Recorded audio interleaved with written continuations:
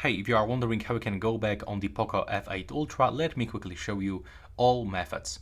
So first of all, we have to open the home screen settings, and over here we can find the system navigation methods.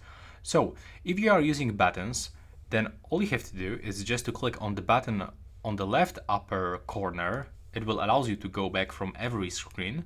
But if you don't have this arrow here, you will have to use this back button on the right bottom corner or the left bottom corner if you don't mirror your buttons. So this is the first method. The second one, if you are using gestures like that, you can also go back with this arrow over here, but also you can swipe from the left edge of your screen and release. As you can see, it's showing this arrow just over here. And it means that when you release, you will go back. You can also do this much faster, like that.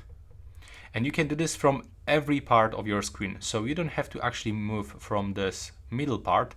You can do this from the very bottom, from the very top, and also from the middle. And when you are here, you are also able to go back from the right edge. Take a look. So we have to swipe also into the left side. And this is actually those methods. And I hope you find it useful. Thanks for watching.